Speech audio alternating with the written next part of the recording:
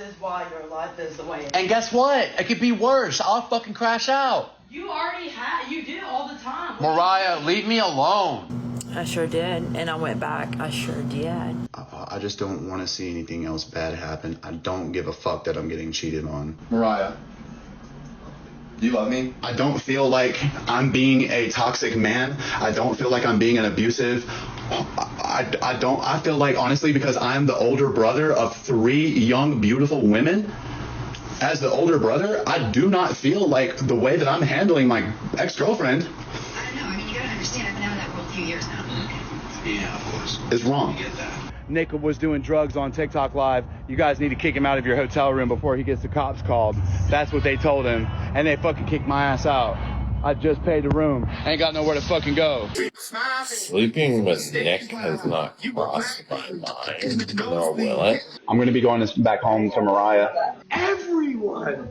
Patrick, can I say something? He's not gonna get a chance anywhere else. You don't know none of us up in here. We from LA, homie. Yeah. You should tell how much money you making. That shit is dangerous, man. Okay. It was like a group, and I overheard. I can't even make out whose voice, but I heard the word "bag it at TikToker" coming in here to get fame. I don't actually know if you guys ever heard of the ideology that no matter how good you actually look, your attitude can take you from a 10 to a 1 in a literal instant. Well, I think Nick Harris is a perfect iteration of that ideology. Finally, we are once again talking about Nick Harris. Now, personally, I kind of feel like I have a special connection with this guy because he was my very first full-length commentary video on this channel. Now, in the last video, we were actually trying to come up with a series of events, a storyline, just trying to understand Nick and Mariah and the situation and everything that's going on with them. But one of the problems that we had in that last video was when I was actually doing a lot of the research, I was searching through TikTok, I couldn't find the storyline. Like they deleted a lot of their initial uploads of controversial TikTok. So the only clips and storyline that I was able to come up with was based off of other people's re-uploads of their controversial TikToks. Now, if you're actually curious about the video and a little understanding of the relationship between him and Mariah, then I really encourage you guys to go check out that last video because it gives you a great base understanding of understanding who Nick is and the situation that he has with Mariah. Now, if you actually understand who Nick is, you would understand that him and Mariah's relationship is so turbulent that honestly, everybody always thought they would just continue to stay together and abuse each other. But jumping all the way to the present, not only do we see that Mariah actually finally got away from Nick, Nick is going through his own turbulent situation of dealing with other roommates, trying to travel to other states, and finally getting checked into, I guess you can call it a social media rehab. Yeah. A little more on that later. Finally, continuing on from the initial spot that we left in the last video, Nick and Mariah were together struggling to stay in a hotel because Nick can't seem to stop live streaming and exposing everything and everywhere they go. You could never be me, and you could never stop me as well. So. Okay, well, that's fine. And it really is fine. Go ahead. I don't care today. Mariah. Don't Mariah me. Well, then don't be. I just want you to know. I saw the shit. You know, this is why your life is the way it is. And guess what? It could be worse. I'll fucking crash out. You already had. You do all the time. Mariah, leave me alone. The fuck? I fucking hate this shit, bro. I'll run away again, bro. I will. I won't make it back next time. I'm not going to New Orleans. I'll go to Colorado next. They'll find you there. Ain't nobody finding me nothing. I'm not doing nothing in the spur of the moment again. I have all this shit set up. I'm not putting up with it. I don't care. You're either here to support or you're here to fucking sabotage. Figure out what you're doing. Don't talk to me like that. I'm not talking about you. Don't yell at me either. Mariah, stop talking to me. I'm not going to sit here and argue with you when I ain't did nothing but pay for this room and feed you. Bye. I'm not going to argue with you. I ain't got nothing bad to say about you. Love you, and I'll see you when you calm down. You made Mariah cry. Good job. So, why don't you just leave the relationship, Nick, if things are so bad? Well, it's because things aren't so bad all the time. It's just the mouth. I can't stand being talked to a certain way. So yeah, you can obviously tell that Nick's ego hasn't shrunk one bit since last video if you actually watched it. But one of the things, like, I can't talk about relationships. I don't. Like, I have had some very, very turbulent relationships, so I understand that the concept of, you know, not being in that great of a relationship, but you are so emotionally dependent on this person, mentally, physically, financially, that you like feel like you are obligated to be with this person. And in all reality, that just seems like the situation. They're both homeless. They're both jobless. Nick has has a TikTok job. And they're both trying to just feed off each other to survive. In all reality, that's just kind of the situation they put themselves into. Like, yeah, they could leave each other and probably go separate ways, but it is rumored to say that Nick's family doesn't really like him, and it's also rumored to say that Mariah's family isn't on greatest terms with her. But in all reality, no matter how turbulent the relationship is, no matter how much they fight, no matter how much they give each other black eyes, no matter how much they scream at each other and tell it they hate each other, they get back together. Like, they refuse to leave each other no matter how much they fight. Yeah, he rants. He knows he rants. I literally tell him to be quiet, and like it will cause not an argument, but it will cause a discussion. Oh, hey, Mariah. I can't just come out and say, "Shut the fuck up, Nick." I mean, she does. I But do. not when we're live, you know what I'm saying? Like, I do. On a regular. I don't know how y'all do it. I sure did, and I went back. I sure did. This is his last chance, though. Yeah, chat says this is my last chance too, so it's my last chance being a TikToker and it's my last chance being Mariah's boyfriend. Y'all see how shiny my forehead is right now? Large and in charge. I said shiny. Back up sorry. away from me. My bad, baby, sorry. I meant to say, baby, you're so beautiful. You know, he doesn't beat me. I used to beat him. Yep, true facts. Mariah, hey, that's Mariah Tyson right there. Past She beats tense, men. though. Past tense. She used to beat men. Past tense. Any wrongdoing and completely blame the man and try to turn the man into the abuser. That's what women do. She didn't do that. She took responsibility for her actions. I never did that. So I respect you, Mariah. I've been in abusive relationships. I respect you. I don't call the wall. I was born in the 90s. You got your ass beat. That's what you did. You got your ass beat and you went home. And that, you know what I'm saying? What happened to that? But at the same time, I'm glad I did have consequences. Point blank, period. If I wouldn't have had consequences, who's to say I wouldn't have... Come on, guys. It changed me for the better. I'm woke. Don't worry about that. Did I cheat? No, that's a lie he told y'all. I didn't cheat.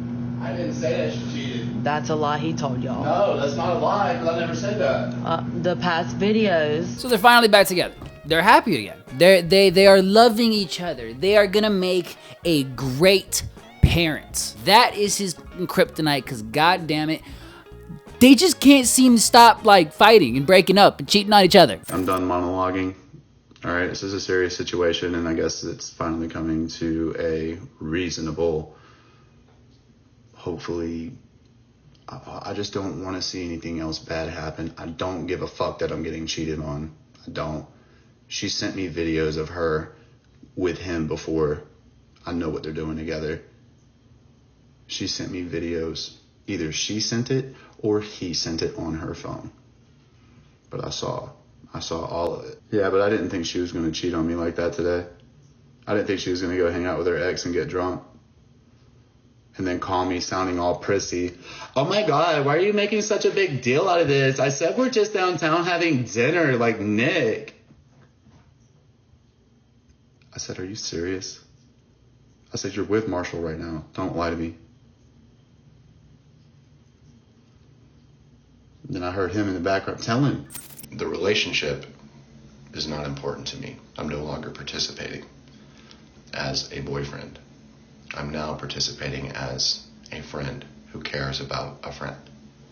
I'm now participating as a man who don't want to see anything traumatic happen to a young woman who's vulnerable. Her being in my room is the safest place where she can be. And the Redditors will say, no, it's not. She can go back home to her parents. That's not true. She would be there. She says that she can because she doesn't want to be embarrassed. She wants to look like her situation is different than mine. It's not. Now, when I first actually started to get a hold of all this little storyline that was going on, I thought it was just another one of their little episodes. I thought they were going to break up, fight, beat at each other, and then eventually get back, and then everything's going to be happy donkey dory. In actuality, this was a very big turning point for Nick, and well, I guess Mariah too. But after the whole devastation and all the turmoil, turbulence of everything going on, the hotel or homestay that Nick and Mariah were actually staying at actually was going to kick them out because of the mass amount of calls and harassments that the actual hotel or apartments is getting because Nick can't stop live streaming and exposing their location. People have been trolling me so hard that she's being forced to do her job, and we're gonna go prove that. Okay. What has since I've been a client here, what has it been like with people from the internet?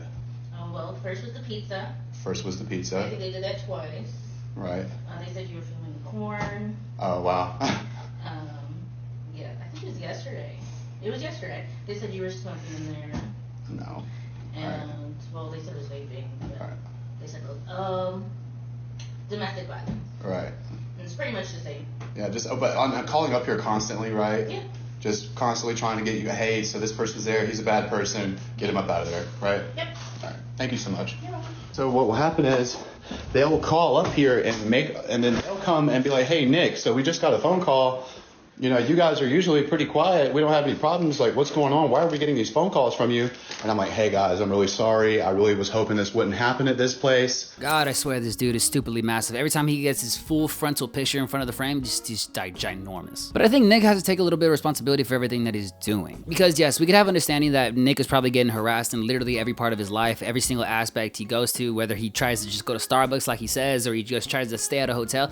Whenever he goes live stream, there are people that literally actually do not like Nick online, so they actively try to mess up his life. So understanding this conception, understanding that there are people actually out there to try to get you, you have to take precautions against these people, whether that be blocking subscriptions to make your whole TikTok subscription only, stop going out into certain places so people can actually attack you and stuff, or maybe the most simple basic thing that literally Mariah has been begging you to stop doing is going live stream at the literal apartments that they're just trying to stay at. Because you got to understand, the reason that they keep finding you is because they're obviously recognizing something in the whole image and the frame that they're seeing. So that's what they're doing. If they're actually getting some type of recognizable image, recognizable object from the actual live stream that points out where their location is, you probably want to stop going live. Because if you want to stop doing the thing that they're doing, you got to stop doing the thing that's causing the thing to be done. But regardless of anybody who's actually talking to him, you can understand that he doesn't listen to anybody. And it very much seems like at this point, Mariah is just done. It really seems like all the life and the energy and just the anticipation of anything good coming from the situation, from this relationship, it's just gone. Because you can obviously see in the next couple of clips we're about to see,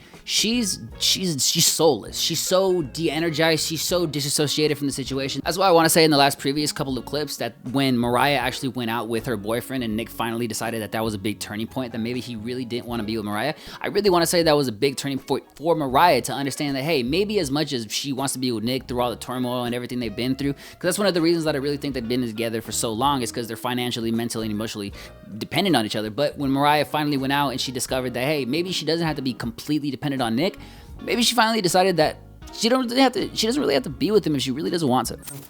Do you hear how she's literally, I'm the one that's going to end up.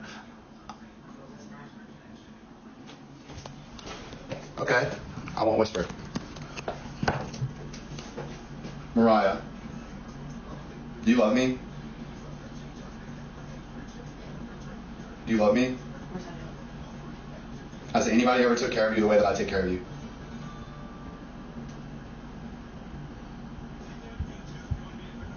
Has anybody ever taken care of you the way that I take care of you?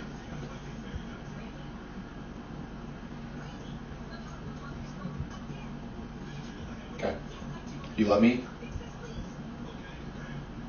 Don't you think that it would be good for us to just try our best to work more like a team and focus on the things that are going to lead us to a better outcome together, rather than what you're doing wrong and what I'm doing wrong, and oh well, you messed up when you did this, and when you said oh well, it doesn't matter because you said that.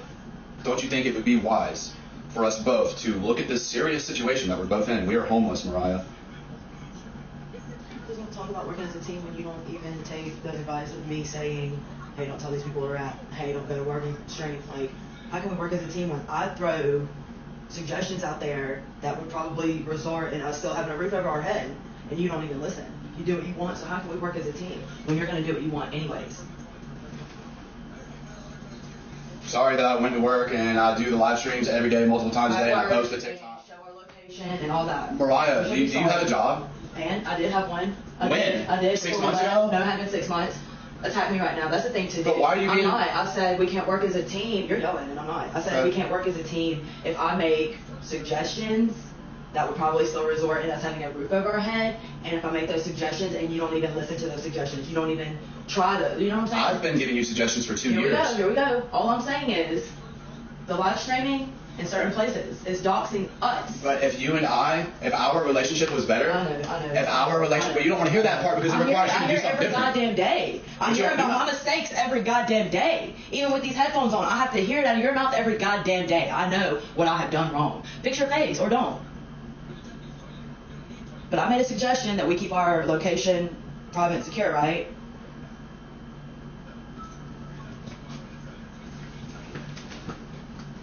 Do you have a job? Do you?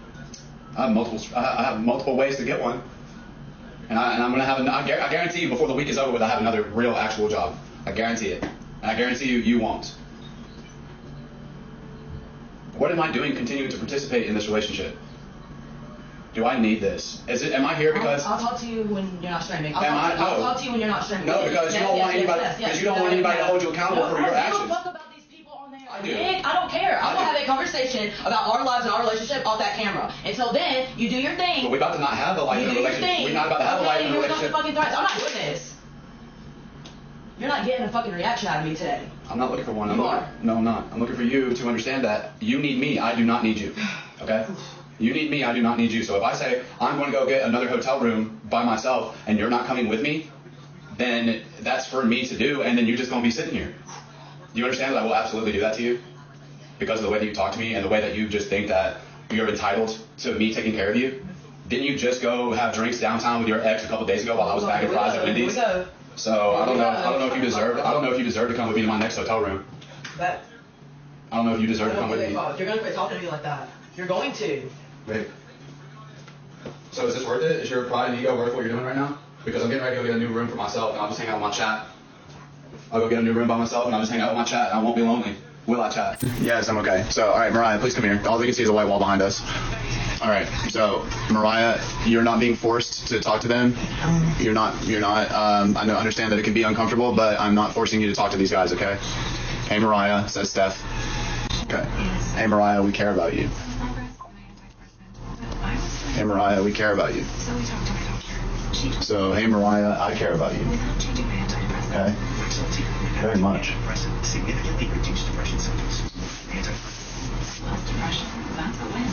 When I met you, I was doing the best that I have ever done in my entire life. You don't know what it meant for me to have a year clean.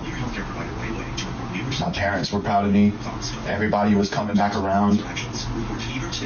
It was the life that I thought I was finally going to get after getting sober. That was the thing. I've been to 1 million rehabs and never graduated one. And finally, Nick finally graduated rehab. He's finally going to stay sober now. I finally get my son back or my brother back. You know, it was a very big deal. And then I meet you, and you told me, hey, I relate to your situation. I'm in recovery too. I was addicted to the same things you were addicted to. I promise you it's going to be a safe place for you to come home to. Now that you're graduating the rehab, I met you, and you promised me a safe place to come home to. You were still drinking and using. It wasn't a safe place for me to come home to. You were using, were you not? So, Mariah, can we just... I'm not trying... I know what happened, and they know what happened. So, all of the things that happened. So, we relapsed, right? So, it wasn't a safe place. You didn't quit drinking and using, and we relapsed together, and it got us in the situation that we're in today. Okay? So, I have worked tirelessly, despite everything that happened, to still not be an addict that is using and not be an alcoholic that is using, to maintain stability, to still, despite all that, okay, we relapsed together. I relapsed 1 million times. Let's just get back on the horse. Let's just get back to work and just all right, just cool. We just don't use. You see? I have been trying to lead, and have you been very enthusiastic about letting me lead? No. You've been very resistant. It's not been easy at all. I'm not trying to beat you up. So we're in a pickle, okay? Let's talk about today. Let's talk about today. All right. So today we're in a situation to where if you and I don't both have employment in the next couple of days, there's no way that us being together can work. Oh, I know. I've been filling out applications since yesterday. I've been doing it all day today. Will you listen to me for a second? So it's the weekend. I'm not gonna be able to get a job. I'm waiting for calls back on Monday. I'm trying. Okay. I was trying over at the last location also. And that wasn't. I got a call back, but it was too far to travel. I've got multiple calls back. I'm trying. Okay. Okay. So if somebody out of the chat gives you a job, are you going to go to work? Of course I'm going to go to work. Okay. All right, and you don't drink anymore, right? No, I do not drink anymore. Yeah, so I don't like to pause the video very often, but that is manipulative as fuck. Be pretty awkward. That's all we got. No other man would do what I do for you. Nick. I want you to understand that. I do understand it. Then why do you treat me the way you treat me? Why do you treat me the way you treat me? Which is what? Feed you and take care of you and love on you? But right now, you're literally just beating down on me. I'm not beating down on you. If we could just talk about a plan instead of constantly bringing up the past. Do you guys mind taking your shoes off? Because I'm kind of a germ freak. All right, well, I won't talk about any of the things that are really hurting me about our relationship. You talk about them all the time. But you don't do anything to fix your behavior. And you're not doing it now. You're not admitting, hey, yeah, I talk to you like shit. Yeah, hey, I talk to you like shit. All right, there. I'm good. I won't say anything else now. You're good. Yeah, you talk to me like shit and it needs to stop. I don't feel like I'm being a toxic man. I don't feel like I'm being an abusive. I feel like, honestly, because I'm the older brother of 3 young, beautiful women, as the older brother, I do not feel like the way that I'm handling my ex-girlfriend I don't know. I mean, you gotta understand, I've been out of that world a few years now. Yeah, of course. is wrong. I mean, Jeff, it looks like I'm sure there's plenty of parents in the chat that probably view the way that I'm handling myself with this young woman. It's probably not anything different than what you do with your young ones. I want you guys to just look at the goddamn despair, the lifelessness, the soul-sucking. Like, okay, look, I don't really want to disrespect Nick. I don't even want to. I don't want to say anything that might piss off the giant. But him verbatim saying that he's treating his girlfriend like a kid. Is that how you really supposed to treat your girlfriend? Are you supposed to really critique everything about your girlfriend? Are you always supposed to bring up things, the negativity about the past? Are you always supposed to just consistently berate her, trying to make her understand what she did wrong and how she could fix herself and both of you? No. Not a goddamn bit. And one of the biggest reasons why I say everything's kind of manipulated about the situation is because he's kind of on a high pedestal and understanding that he's kind of the prize in this situation. So if Mariah leaves, then she's losing him. But in all reality, you can honestly understand that both people in this situation don't understand what either one wants. So they're both trying to just put both of their ideologies on him. Nick is trying to just overcome Mariah's like, you're supposed to love me, you're supposed to do this, you're supposed to be completely obsessed with me. And Mariah is just trying to survive, trying to deal with Nick's craziness, trying to get a job so she could stay afloat with Nick. It's a very turmoil, tight, controversial situation. And the only thing that's making it worse is all these constraints and time limits. You're supposed to get this at this time, and I'm supposed to do this. In all reality, maybe if they actually stopped live streaming, had a bit of a constructive conversation, probably can handle a little more things than whatever this is. Well, what's wrong with the communication? Oh, well, I don't like the delivery. When she has a problem with me, I don't like the way that she delivers her complaints. We gotta peel back an onion here. Oh wait, I thought Nick was stupid. Oh wait, I thought Nick was a crackhead. Oh wait, I thought Nick was trash. Oh damn, Nick has a brain. Uh-oh guys, I wasn't expecting that. Uh-oh guys, Megan Brooks, you are literally a goddess. Megan Brooks, I don't know if anybody's told you today, but you are literally a goddess. You are literally a goddess. I don't know if anybody's told you today, Mariah, but you are a beautiful, amazing, funny, worthwhile human being. Okay? There's actually a lot of people that fucking really like you, including me. Okay? But on the flip side of that coin, your anger is so crazy. Like, you're such a funny, amazing, good time, beautiful person, but the way that you are expressing the pain that you are holding inside, baby, you've got to do something about it. That's why I show you the gym. That's why I've showed you psychedelics. That's why I've showed you a lot of things. No, the gym's not going to cure the way you feel. The psychedelic compounds are not going to cure the way you feel. But it's tools that we use to cope with the way that we feel. I got more tools than ever. It's up to me to pick up the tool and use it, Mariah. And right now we're having problems in our life because both of us are choosing not to use all the tools that we have in our tool belt. We could be using these tools and choosing to use these tools more consistently. Every day go to the gym. Every day go to the gym. You know what I mean? Are we doing these things in a routine? We need structure, okay? We need structure. If we get some structure and we get a routine and we stay far away from the alcohol and the other harmful substances and far away from people that indulge in that kind of behavior, we have a chance, okay? But the fighting is not going to get us nowhere, okay? And being afraid of the internet is no way to live. The only reason why we would ever have to be afraid of the internet is if we wasn't doing the right thing. Remember how that police officer came in the room and how he said, yeah, well, nothing illegal going on here. That's the point. That's why I go live stream in these times where you're like, why are you live streaming? Why are you live streaming? It's evidence. It's evidence that whatever Reddit is saying that I'm doing or that I did, no, I didn't, because I have the live stream right here. Guys, truthfully, am I mistreating Mariah? Truthfully, am I mistreating her? I wake up every day and I just take care of her. Like, I'm not perfect, bro. Yes, sometimes. Okay, yes, sometimes. Okay, guys, you guys have to understand that anytime you hear me upset, it's never been unprovoked. So you mean to, bro? Okay, you get your ex. You get your ex and have them move into your place and have them talk crazy to you while you feed them, clothe them, make sure that they. Every time y'all do stuff and you're the only one going to work and you're the only and you got a platform, bro, no. You also showed you loved her unconditionally. That is everything, guys.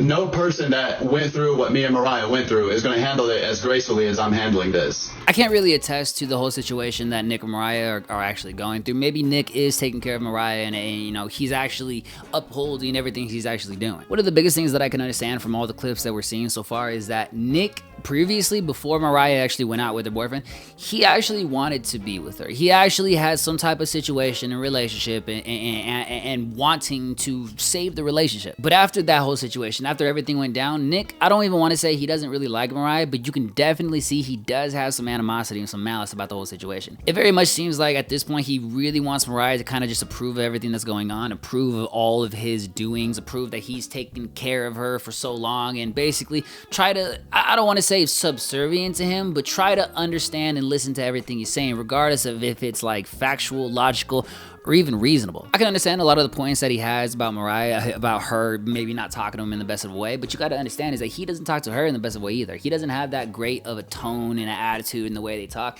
and they both do it to each other. They both have turbulent times and they have loving times, so you get in all reality, you can't say that she never addresses anything. You can't say they never talk about anything. You can't say that nothing's ever good, because we can clearly see in a couple last videos you were kissing, hugging her, and everything was hunky-dory fine, but it very much seems like when you finally found out that Mariah actually did something with some guy, that you kind of just fell out of the situation. You fell out of love. You're not really into the situation anymore. I don't really want to say he's attacking her. I don't really want to say he's harassing her or putting her through a bad time, but it definitely seems like he still has a lot of animosity and just agitation from the previous situation that she started. And you can't even say for sure that she did whatever she did when she went out with her boyfriend, but it very much seems like regardless of whatever Nick believes, he just doesn't like the situation, doesn't even want to be in it anymore because he's not treating her the right respect that he really should. But with a giant smile on my face, I really want to say I hope you guys enjoy all your little Mariah experiences that you had on this channel, because she's no longer with Nick.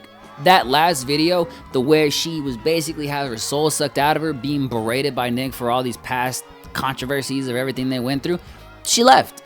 And not only did she leave, she finally got a good job at a place wherever that she went to. Maybe her parents got it, maybe she got it from her own job. But regardless of whatever the situation that Nick is in, it very much seems like she finally got away from the whole situation, and that she's basically able to start thinking about her life on her own, regardless of who's with her. Oh yeah, do you remember when Nick started to get on Mariah's case because he wouldn't stop live streaming, and that live streaming would consistently get them kicked out of any hotel that they were staying at? Well, Nick got kicked out, but Mariah ended up not being with him anymore, so Nick's at a Starbucks or at a restaurant or whatever, trying to understand his next move. Nick was doing drugs on TickTock Live. You guys need to kick him out of your hotel room before he gets the cops called.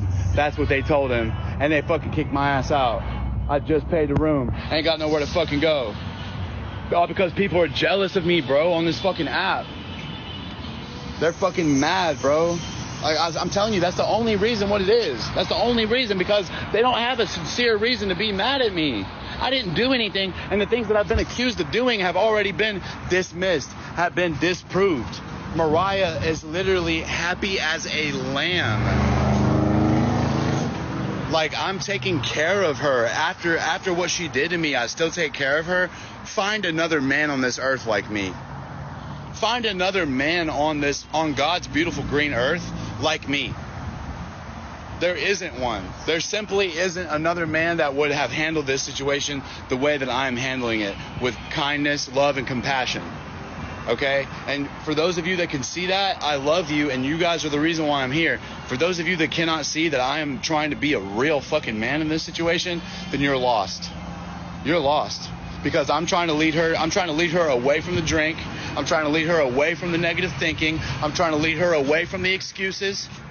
I'm trying to lead her away from the self-pity and the self-doubt. You guys have never seen this side of me before. You guys don't know what's getting ready to happen next. You guys ain't never seen me fired up like this. Happy Monday, y'all. Babe, yeah, you really let somebody put a fucking bad low in your ear like Nick is crazy. Bro, that's insane. You let somebody put a bad low in your ear, and they put that bad low in your ear, and guess where the fuck it came from? Insecurity, inadequacy. Couldn't find a reason. You're not better than me. And I've never tried to act like I'm better than you. Come on, you guys got all the answers. You guys got it all figured out. You guys are all winners. Right? I'm the fucking loser. I'm the one that can't get it right. But I'm the one out here surviving every day.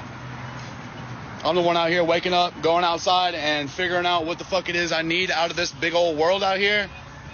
I need to go out here in this world. I need to find shelter for the night. We ain't got to worry about shelter for the night because it's still daytime. We got moves to make. Okay, we'll worry about shelter when it starts getting dark outside. All right? We got to worry about clean clothes. This is the first outfit that I bought for myself in weeks. This is the first outfit that I've bought for myself in weeks. Peep the shoes. Walmart special. Oh, God, I'm dripping. Oh, God, I'm dripping. Oh, God, I'm dripping. Straight out the Walmart rack. Everything on me right now, Walmart. Everything on me right now, Walmart, bro. And I'm so excited about my fucking Walmart outfit, bro. I feel like I just walked out the Louis Vuitton store in New York, bro. I feel like I just walked out the Louis Vuitton store, bro.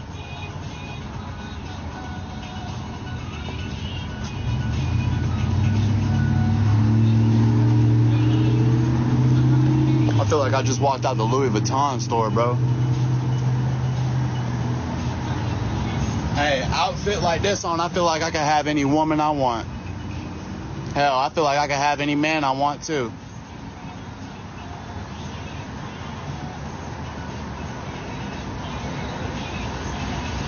Did you guys notice how he's a little sporadic, that he's a little hyperactive, he's acting a little wonky right now? I want to say it's because for the first time in a very long time, he's finally all alone.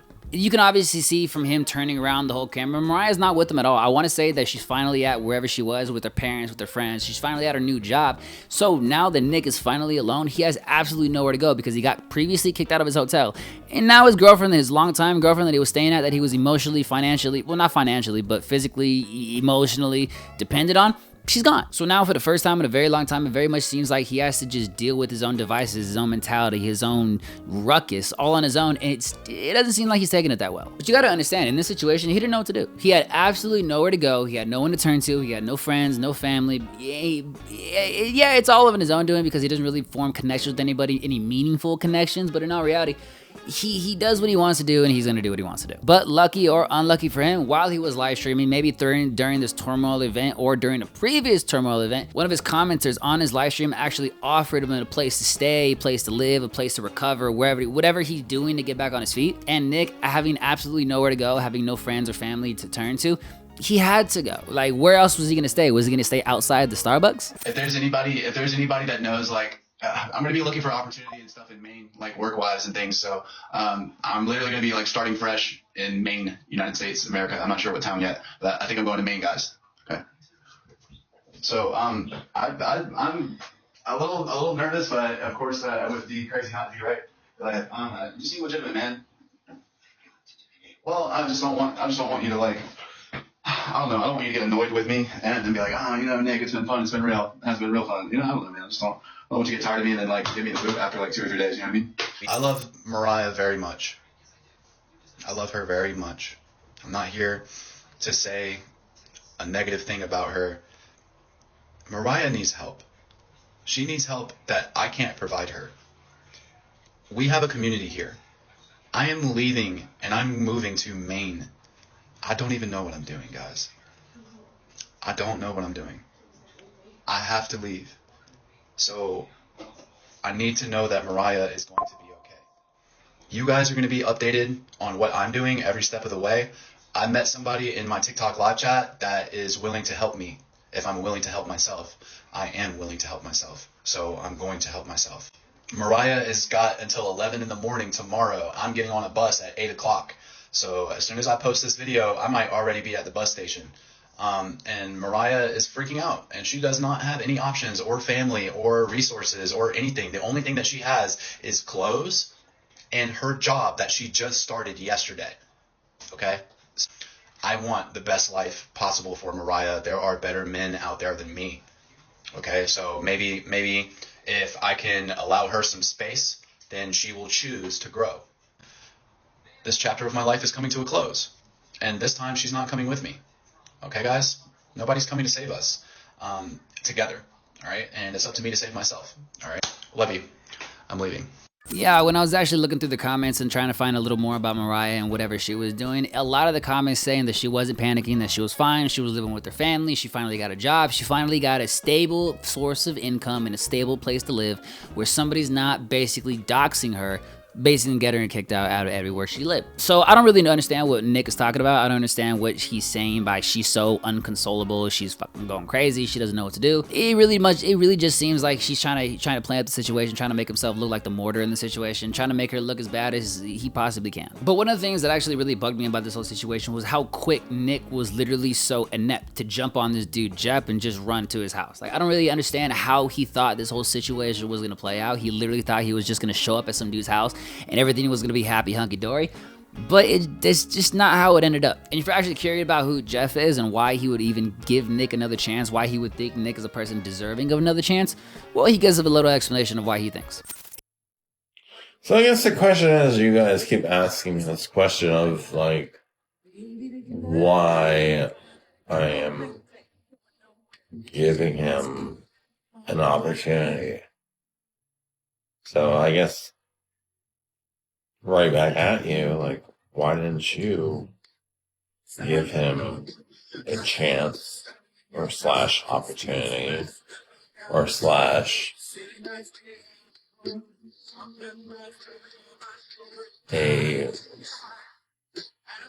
a chance? He will be sleeping on the couch. Like, I don't have it set up where he can have his own room.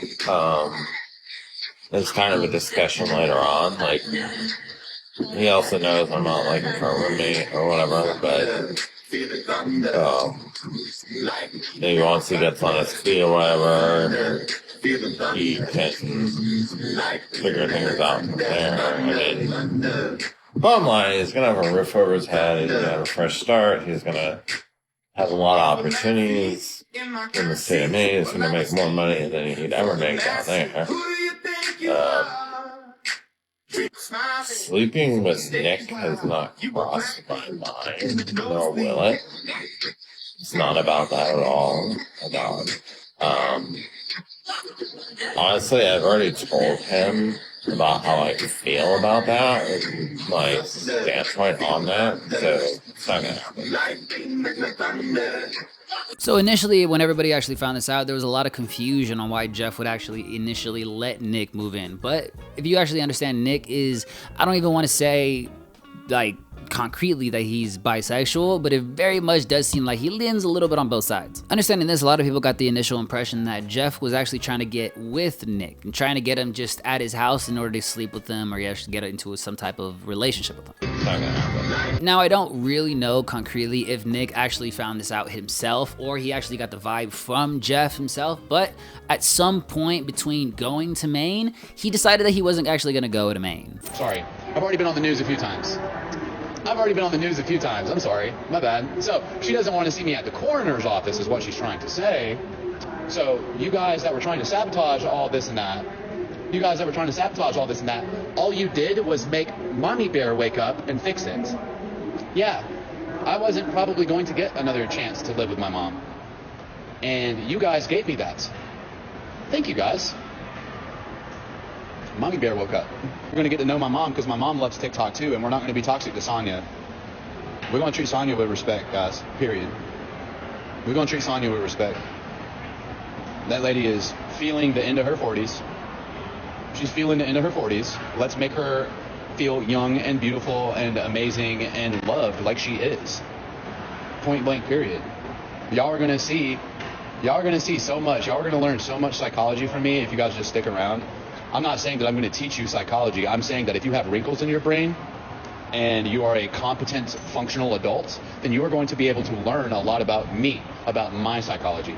Which, if you follow a person, that's why you should be following the individual, to learn about that person, engage with that person, not to harass that person. It's giving I have no life, and this person living their life in front of me is triggering me severely.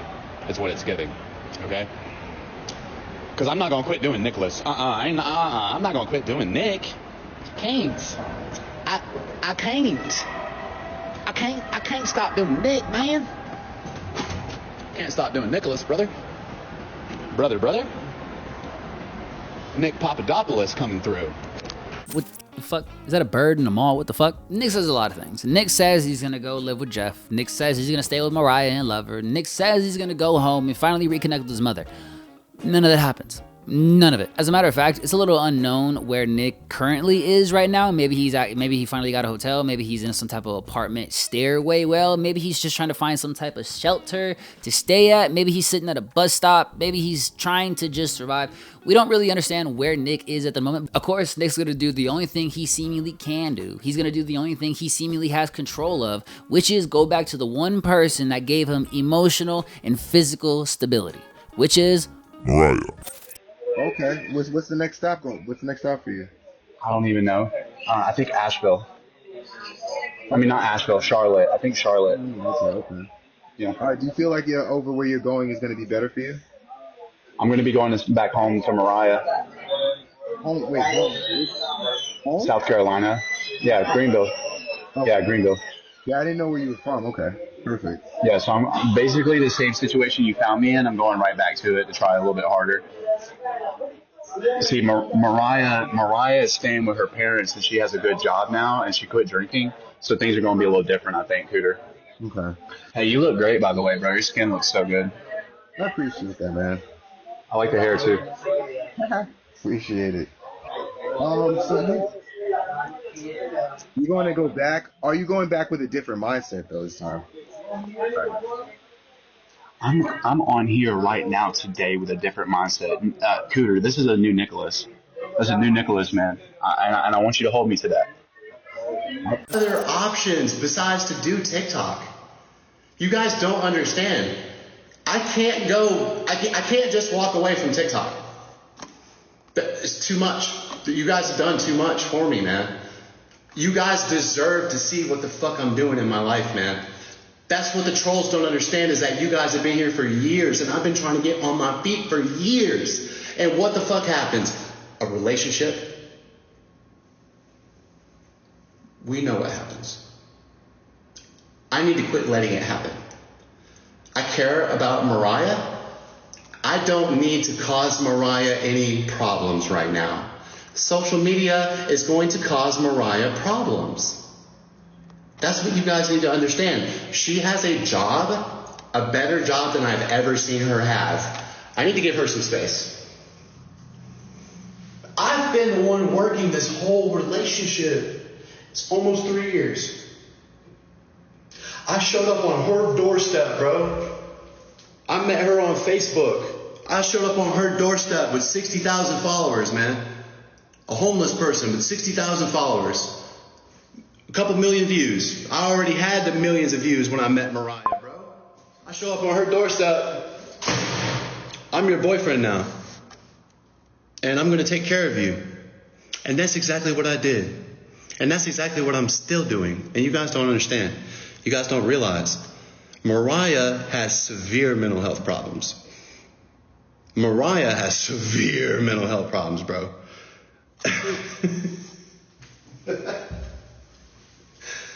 Bro, that lady is not playing. So I think we all could finally agree on something, that Nick has to stay away from Mariah. Because now that he actually understands that not only does she have a good job, but she has a good standing, at a good place to stay, a good place to live, maybe some friends, a good sitting, he doesn't really want to fuck that up, because even he understands that live streaming, the whole TikTok social media thing, that's the problem. That's why they're getting in so much trouble. That's why they don't like each other. And that's why their relationship is so filled with turmoil, controversies. So as hard as the situation is on Nick, as much as he's freaking out, and as much as it really does seem like he's starting to crack a little bit under the pressure of being alone for the first time in a very long time, at least he's starting to understand the actual steps that need to be taken. At least he's starting to understand that maybe these two have to be separated for a little bit, and maybe she has to work on herself for a little bit, maybe he has to work on himself for a little bit, even if they want to have a chance of getting back together in the future. But it makes you wonder, what's next? What is Nick gonna possibly do next? Because one of the biggest things that he was doing was staying in hotels, staying with Mariah, having fun, doing his whole little thing, and then streaming TikTok live. And I want to say personally,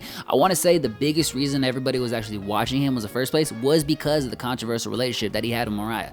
A lot of TikToks, a lot of the previous uploads, the re-uploads that everybody else posted online, they show black guys, bruises, them talking about them actually literally beating each other, going to jail for each other. You know, he doesn't beat me. I used to beat him. So understanding this whole ideology that they had going on, you can really start to see how Mariah was, I don't even want to say she really was the content, but she was probably the biggest hook driving force in order to initially understand who Nick was. I don't even want to really say she was the hook in order to get everybody into Nick's stream, but it really does seem like she was the main form of content, because the content that he was supplying to everybody was just fights and bouts between a girlfriend and boyfriend that can't seem to figure it out or break up. Now, one of the biggest repetitive controversies in Nick's life does seem to be his drug addiction.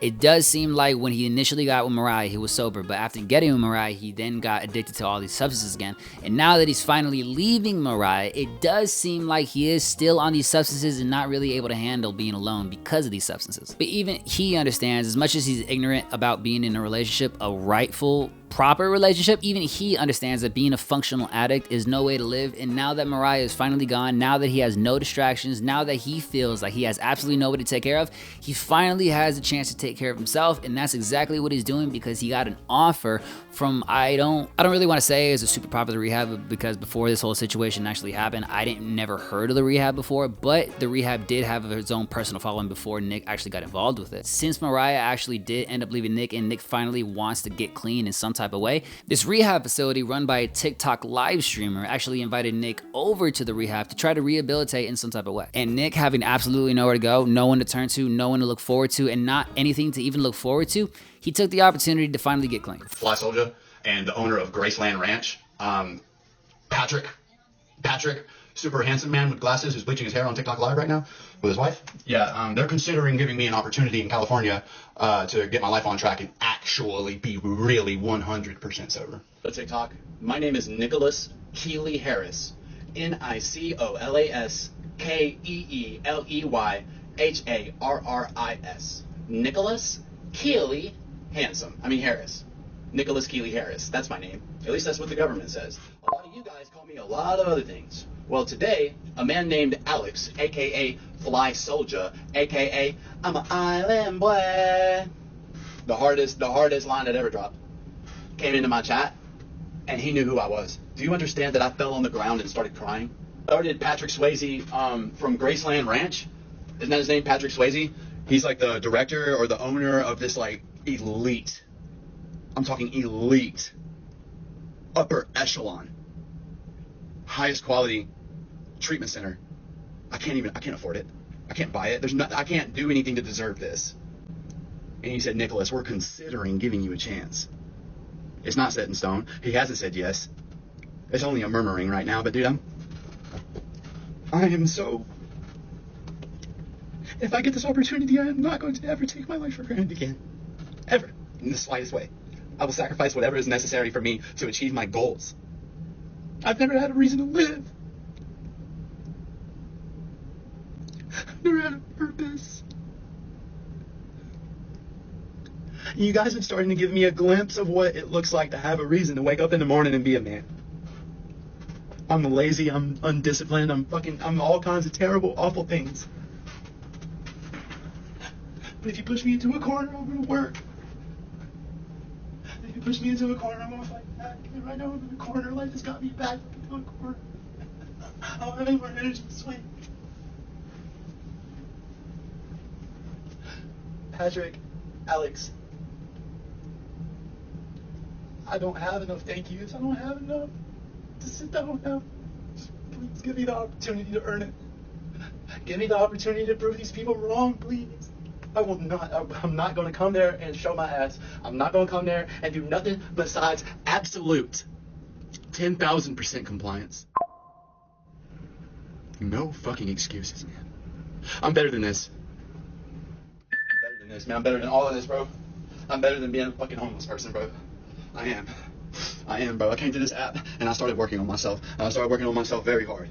And I want to continue to work on myself. I don't want to be just one big old disappointment that everybody had a little bit of faith in, and then he got a little bit of attention and then fizzle out, crash out, and burned. I feel skinny right now, so I'm gonna put my shirt back on. And that used to be something that I would never say, is that I feel too skinny right now, so I gotta put my shirt back on, because there was a time in my life where if I even had the slightest bit of definition, oh my gosh.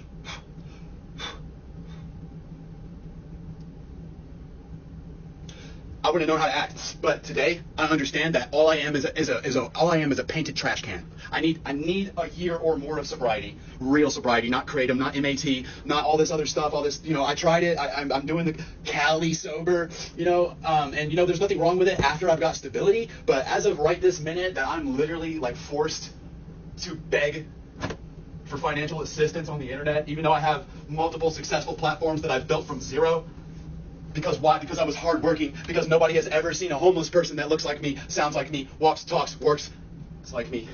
Yeah, you can obviously see how Mariah leaving him was a big detrimental on his mental health and his whole physical state. I don't really want to talk about Graceland as of yet because I don't really have too much research into the rehab itself. I don't really understand how it's run on a deep level, but one of the things that it's clearly seen is that it's a live streaming rehab facility. The owner, Patrick Ridge, is not only a content creator, but everybody that's actually involved into the rehab house is also a content creator. So anybody actually going into this house has to not only sign waivers on the rehab facility, understand that, hey, yeah, all your rights and responsibilities are going to be taken away and you have to do anything that the rehab basically tells you to do, but you also have an obligation to live stream and do anything that involves the live streaming act. So on one hand, you can have an understanding on this is an actual rehab facility and everybody actually trying to get some type of real mental help for their drug usage, but on the other side of the coin, you can understand like maybe it's a little bit of a showmanship type of rehab and everybody there is not really trying to get really fixed and safe and sober. Everybody's just maybe trying to get some clout in their own little situation better. But like I said, I don't really understand the nuances and the deepness of Graceland yet because I haven't really done too much research on it. Come on. But I don't really understand how much sobriety and stableness you can get when everybody's kind of forced to live stream and do content creation when everybody's supposed to be trying to focus on rehabilitation from their drug usage. Yes. And the thing with Nick is he is currently on multiple different substances than what he's saying, right? He's on multiple substances. He is a man. Bro, hold on. So that's why, honestly, look, that's what I already know. You know what I mean? I just want to be his friend first, and then, once we get him, then we can deal with all that. But if you tell Nick the truth and what the truth is, then that's when he doesn't like it, right? Yeah. But go with him. But did you see how he reacted when me and Johnny and Fly told him? I did. You know what? Really, Fly didn't say a whole lot. I think he was just he sort of set it up. But from what I noticed, his reaction was like, okay, I'm down, let's go. Like, he looks up to me, which I can use that. And the Blood Orange guy, the thing he doesn't understand is, like, drug addicts like me, if I look up to you, because you're Russell Brand, I will fucking do anything to get sober with you. Anything. And that's the kind of desperation you need. I don't care how he gets there. I don't care if he's chasing clout at first, or we're both chasing clout at first, and we start reading the steps, and he meets friends in the house that are going through the same thing. He goes to some meetings, it's like, it's all like whoever just said it, like, yeah, do the right thing, work hard, be good, and promote your business. Promote your business. The only reason people are afraid to do what I'm doing is because they can't deal with the judgment. Oh, you're sweet. I love you. Nick lives to beg people for money for the next fix, the next hotel. I need this chat. I need that chat, right? He lives to beg online and panhandle essentially on the internet. But at the end of the day, you know, Nick doesn't want to change the situation. Now, if you were to get Nick out there, let's say if you were to get Nick out there, I don't think it would last long. I think it would be a week max. He would start fighting with people. He'd want his phone. He'd want his sex, and he would leave. Like, and again, I'm for it. I think everyone deserves to get the help they need. And I do believe he needs the help, and I wish he would get the help, right? We want to see everyone do good. We want to see everyone be able to get sober, right? But he's just different. He's not the same as a lot of people. Him, we know his moves, we know his ways, and we know his patterns. He literally has a pattern, right? We're not trying to bash him. We would love nothing more than to see Nick get help. I think everyone would. Can I say something? Yeah. I know I don't know Nick, but you know everything that you're describing, and I know like you're like, oh, it's a description of an addict. You know, like it's not unique. This was me as an addict. This was Pat as an addict. You know, we think we're all uniquely dysfunctional. And it's not, you know, like the main thing, like Pat was saying, like, oh, everyone's like saying how, oh, you can't, you know, like. You can't like just give him everything, you know, like you can't, like you're not helping him. Like that's the thing is the help that Pat offers is not the coddling type of help. You know what I'm saying? Like, well, like, and that's why, like, yeah, mental illness is also involved, right? It's not just addiction. Oh yeah, mental illness is a huge part. It usually is. And you have to get help for the mental illness as well as the addiction, right? They're two different things that we have to do. And I think Jose can speak on it even too, but they do have offers, or they are able to, like go and they have therapists and they can like go to talk to people. And now you're unmuted, right, Jose? Everyone.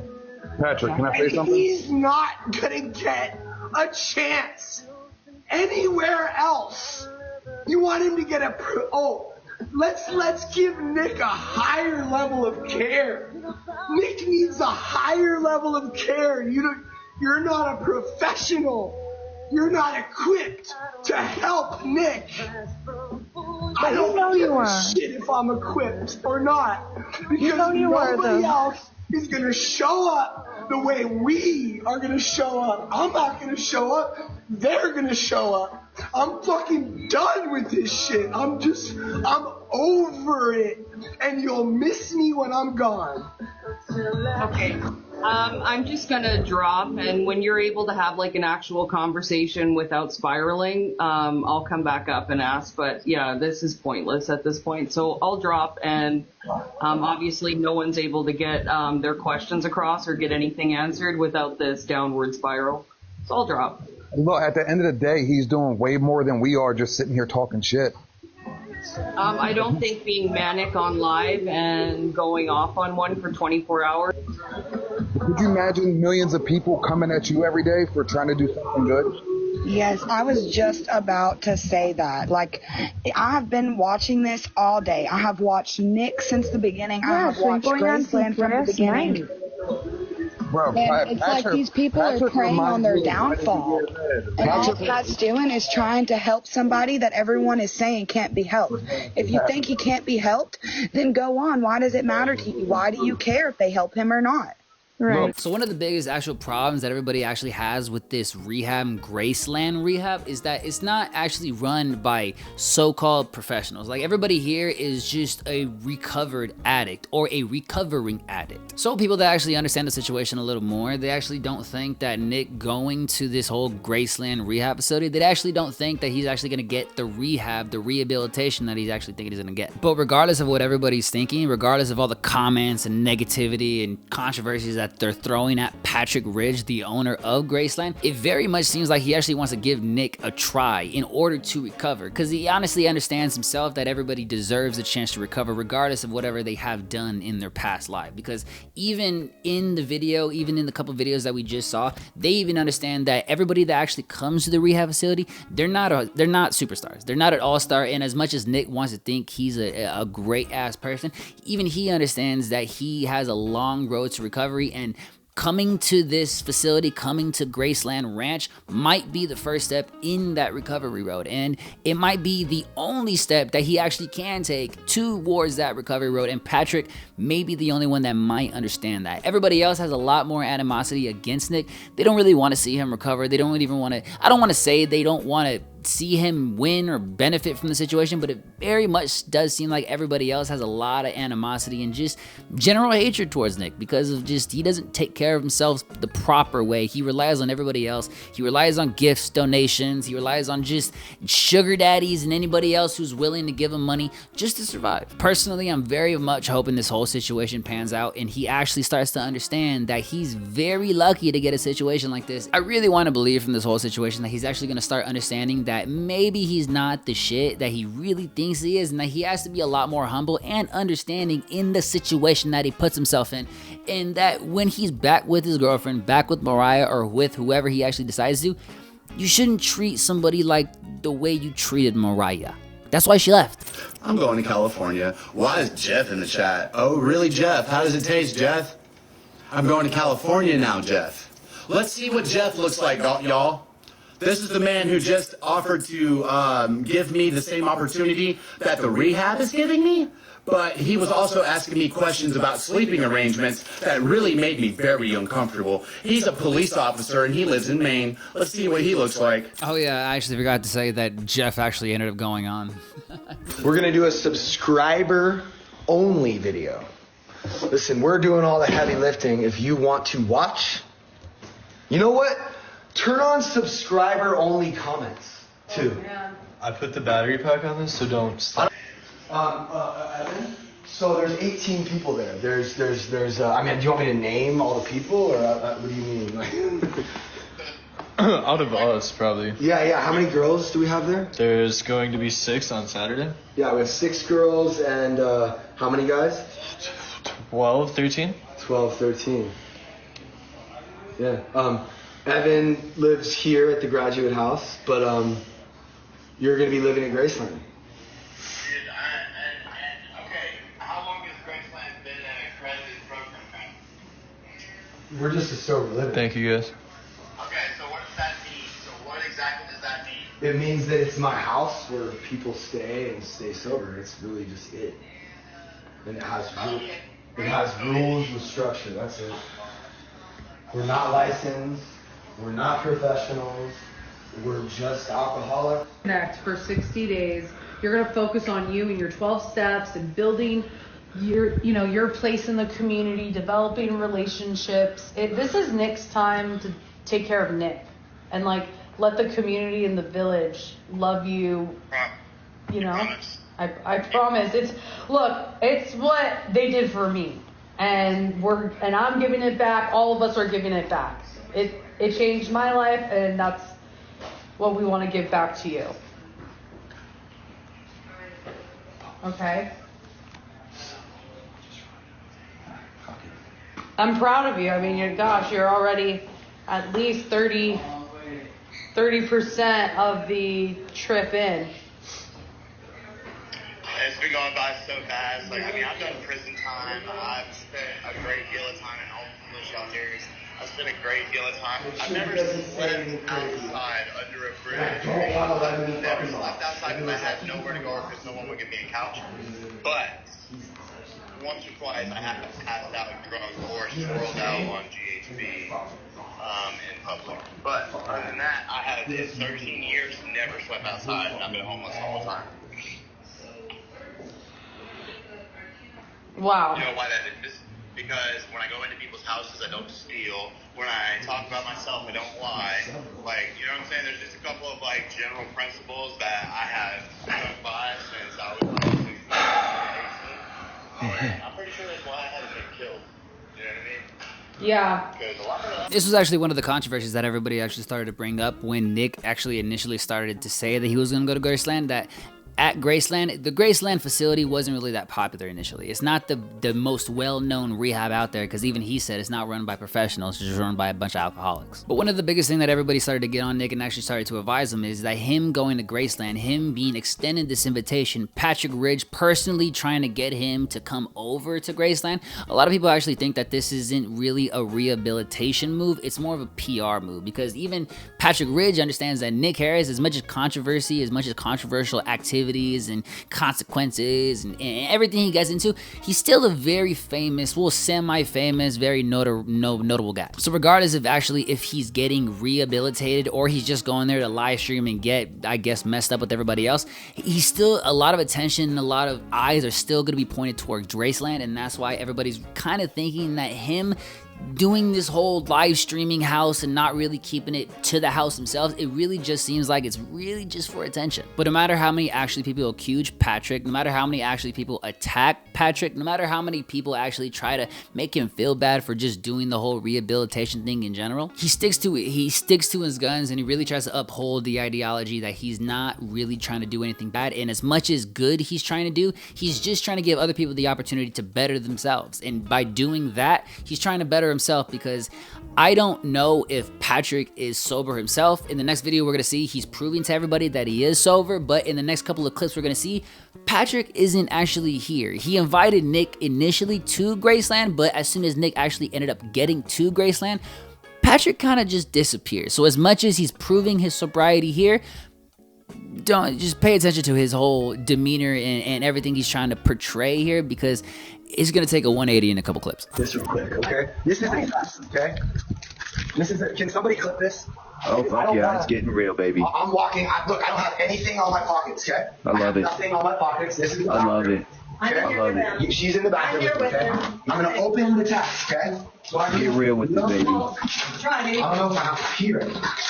Oh. This is the test, okay? There's nothing in it. You guys see? Nothing in it. I'm gonna eat right now. Yep. Nothing. Everybody clip it and send it to Rotten Oranges. I know, I'm fucked up, dude. You're dehydrated. I know, it's bad. It's honestly like...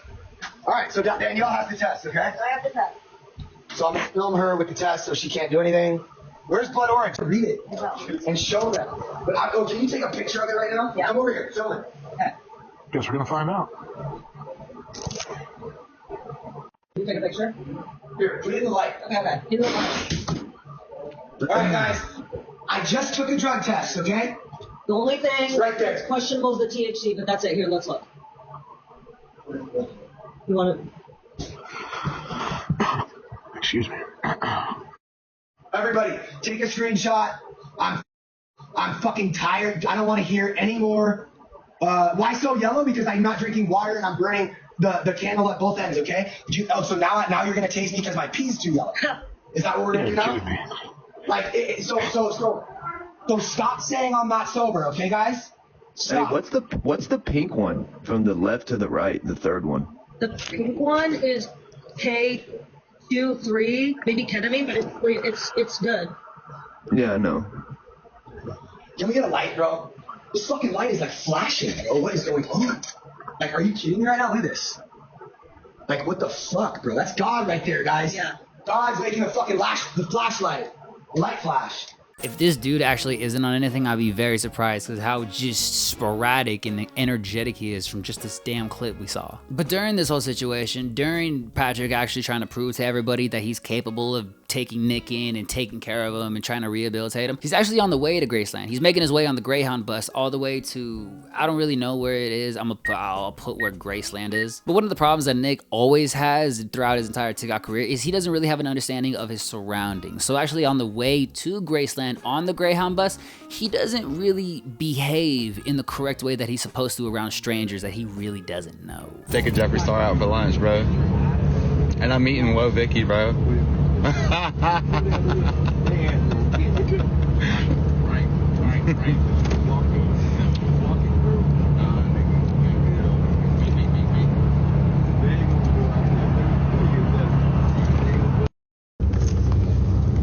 What's happening, bro? Just pick me up. Picking me up, guys.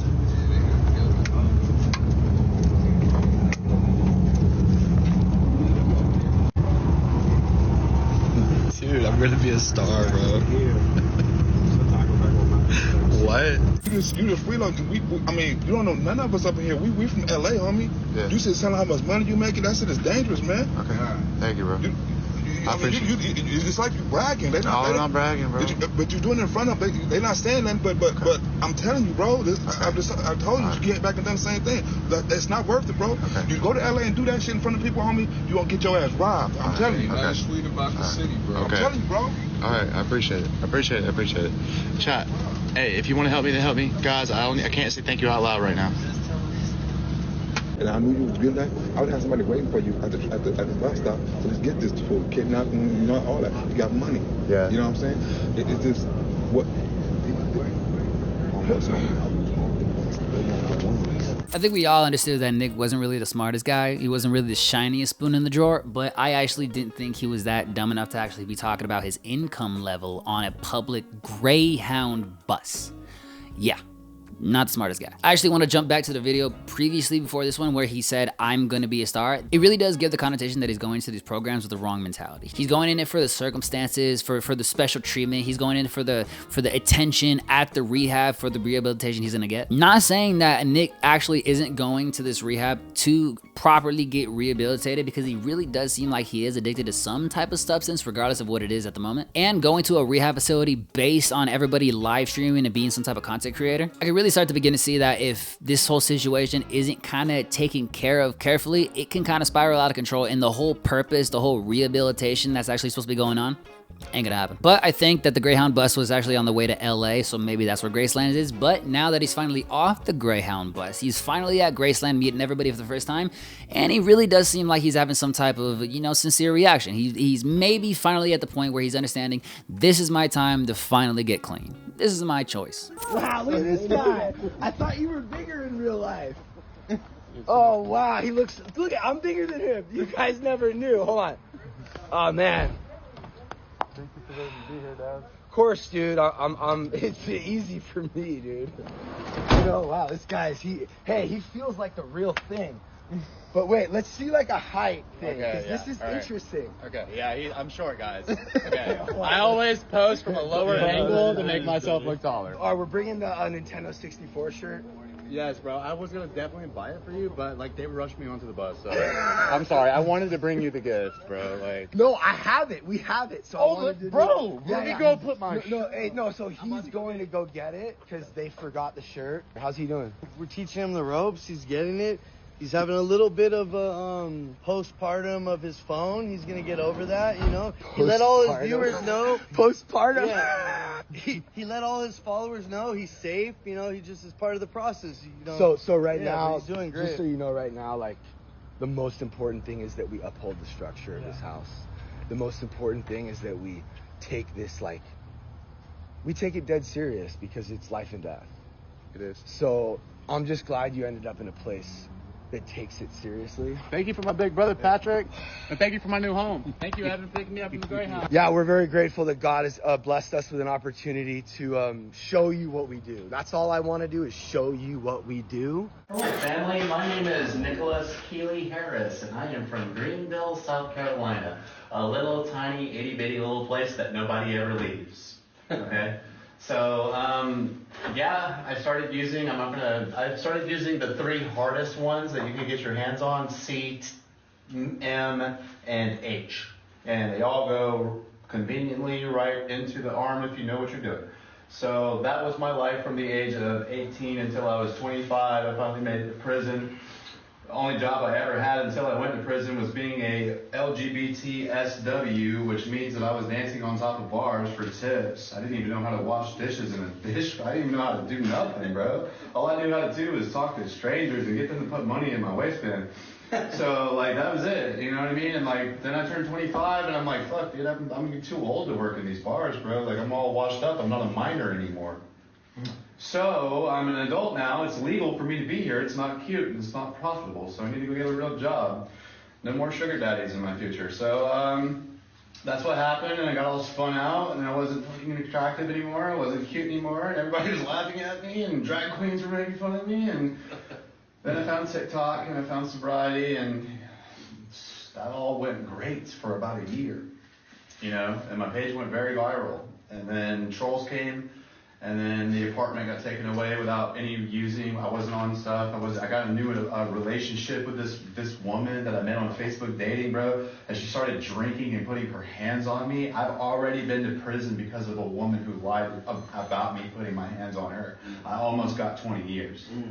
So everybody in my hometown thinks that I abuse women, and I'm the victim of the abuse. And I can't run from it, even though there's videos, even though there's all this stuff. So guys, I'm coming from a crazy home life, but I'm not using anymore. I've been away from the using and stuff. Now my problem is my circumstance and people and relationships and my ego and all of those things. So I'm here to learn how to be a person. I know that I don't need to go use substances. I need to figure out how to be an adult. Thank you so much for inviting me into your home. Thank you, Nick.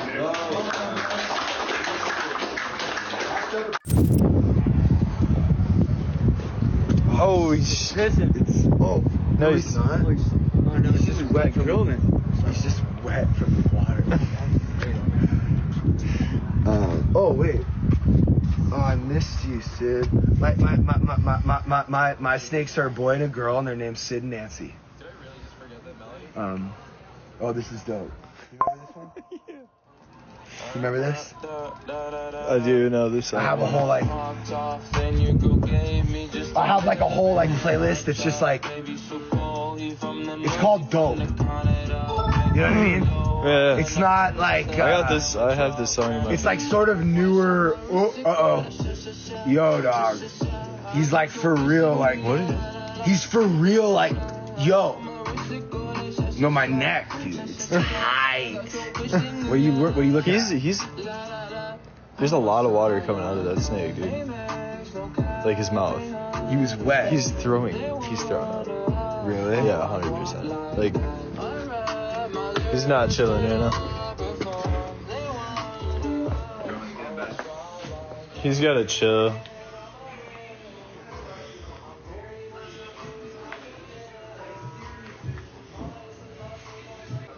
But it's like... Bro, there's water coming out of his mouth, yeah. Bro. A lot of it. This is scaring me. I'm scared now. Aww. Well, I've never seen it. Well, Evan's scared, so now I'm scared. And fear is contagious. Don't give in to fear. I'm not afraid. Dude, outside it's like wet. Show. All over the place. Damn. I know, and all up here. So let's see what they say. Ask them about it. Do you get? It's because he tightened on you, and that pressure let out the water. Yeah. He tightened on my neck, and the water came out. Interesting. See, they'll teach you, bro. Thank you guys so much. This is incredible. What? Look at this. Look at this. Oh yeah. Oh my God. Look at all the water. Show him. What the fuck? What, is that normal? He had too much water. He had too much water. One more time. I don't know.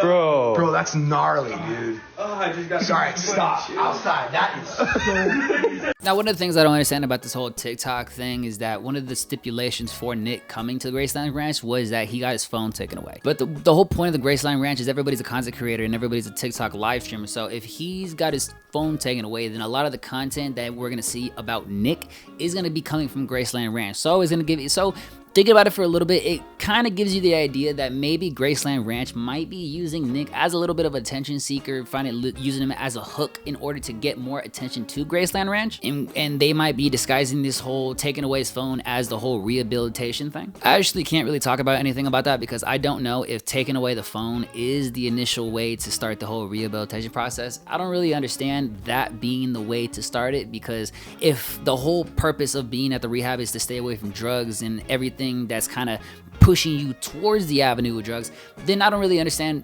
that taking away the one attention thing that he was so devout to. I don't really understand how taking his attention away from something like that isn't gonna put his attention more towards drugs. All that kind of does is really give me the impression that you really want a lot of the attention that is going to come to Nick is going to come through Graceland Ranch. If you're seriously gonna have this double standard of everybody else being able to live stream through Graceland Ranch's approved way, instead of actually giving Nick the proper rights to go on live whenever he really wanted to. And actually, instead of inhibiting him to go on live stream, try to actually encourage him to not go on live stream through his own self devices. I really wanted to include that last clip of Patrick handling a snake because that's actually the last time we're actually gonna see Patrick Ridge sober, doing everything he wants to do with the whole group. Can we get actually any concrete evidence of Patrick actually relapsing for sure on the drugs? No, but understanding that information and a little bit of the information from the Graceland employees themselves, we really can put together a little bit of a picture about how Patrick Ridge may have had his own little episode of relapse and isn't actually able to stay at the Graceland Ranch anymore and stay with the whole rehabilitation ways. I don't really understand the purpose of Patrick leaving if the house is for the purpose of rehabilitation. You would think the literal leader of the rehab would want to get rehabilitated in his own rehab, but I don't really understand the reason why we don't see any more of Patrick Ridge. Maybe he actually did relapse so severely that he can't show himself on social media. Regardless of the actual reason that he isn't on the live streams anymore, he isn't on the live streams anymore. And he brought in many people into this house. Yeah, he has other staff that are able to uphold all his responsibilities and take care of Nick for him. Patrick was the one that actually pushed for everybody to let Nick in. Patrick was the one to convince everybody that even though Nick has his own controversies, even though he's so full of himself, he still wants to come to this rehab and actually rehabilitate himself. He's not going to come here just to mess around and screw up the whole process. Now, can we actually contest to that and actually say that he didn't go there just to mess up everything? No, we can't really say that because he's the only one that can actually give us the answer. And in all reality, he's never going to actually give us the real answer. But from the actual clips that Graceland is posting about Nick, it really does seem like he's actually taking the program a little bit seriously, and he's trying to actually form a connection with everybody else and not just be an outcast and trying to be, I guess, the top dog as he always tries to be. Yeah, I know. Everyone was tripping, and he's here, and look how happy he is. How much do you love Graceland so far? I haven't even been inside a house like this before, bro. This is, I can't believe I get to get sober. This guy's pretty far. 1 hour and 10 minutes. Wow. This place is beautiful, guys. Like Los Angeles is beautiful. See if I can get a different These location, people, but bro, location, I trust them with my life, and I just met them. zip code for my This shit's legit. So I only have certain places to the general. I woke up, guys. I woke up in a queen-size bed with sober people, good food, meetings to go to, places to be, and things to see, guys. Much better than the inside of that dusty motel room that they took me out of. They literally picked me up out of a motel and put me in a mansion, guys. I ain't never turning my back on these people. Stop playing. Bro, y'all got me confused thinking you could even put a bad word in my ear about one single person here, especially that's Pat. all I did on my phone. So, guys, if you're here to support, because I'm here to support. If at any point you ever need something or want something, you ask Mason for it. Yes, sir. How has Mason been? Dude, he's my big bro, bro. Awesome. Well, he's not actually your big bro. He's in charge. Who is your big bro? It's Andrews. Yes. But that's structure. Wait, Pat, what do you think? Oh, look at our shirt. Yo, hold on, wait, come see, sorry, Mason. Bro. We have this thing. Somebody get a screenshot. and thank you everyone for supporting. I love you. We really are in a battle between good versus evil because anyone who wants to shut us down is it's like, I mean, it's a battle between good and evil. 100%. So if you want to fight for good, just subscribe and just show support. Subscribe and show support. That's it. Because weren't you guys all like, there's no way that Nicholas would ever get sober? Also, they didn't want me to take you because you have a history. Oh, that too. Because my charges are so bad. First thing everyone was saying. He had. Don't say the words. Don't say any names of anything. But the point is that they didn't. Look him up. Don't take him. Look him up. Look at the Reddit. Look at now they turn. And like, it's evil. How beautiful is it that these people are so aware of the monster that social media is? Exactly. The monster that it is. And I've had to use this tool to survive, not even in my addiction anymore. Bro. And you guys think I'm still in my addiction. And I just flipped it right on their head because I'm the same as Nick. And if you throw Nick away, you throw me away. It's love versus hate. It's right. Evil versus good. And this is the most powerful thing anyone's ever done on the internet because people are afraid to talk about recovery because you shame them. And you call it exploitation just because we want to share our experience, strength, and hope. That's crazy. Wake up. I'm not even allowed to do other people's chores here, guys. Like, it's accountability based. It's structure. Like it's military school basically. It's behavior modification, guys. Okay, scratch that. In the last video, in the snake handle video, I thought it was the last video we actually saw at Patrick Ridge, but no, I guess we actually get to see him in the next clip. Don't get me wrong though, he still relapsed. Like in the next couple of clips, in today's age, if you actually were to go to Graceland Ranch right now, he's not there. Like he's not in the videos, he's not participating in any activities, he's not participating in any handling of the situations. He's just on his own in his own little like place. So personal business, I need to look at my phone after dinner. For what? Because I have permission to do so, to check analytics and look at the things that I need to look at specifically, that I look at daily. Analytics and check your business shit. Yeah. Cool. Who's your monitor? Who's the GIC? Okay. And I also would like to send a text message to my friend Ian Black in Australia. He's my mentor. I've explained this to... Yeah, he's his emergency contact. He's my emergency contact. I don't know, I remember when you put him down. So I just need to get in contact with him. He's going to help me with peace of mind and I'm sure plenty of other things. Cool.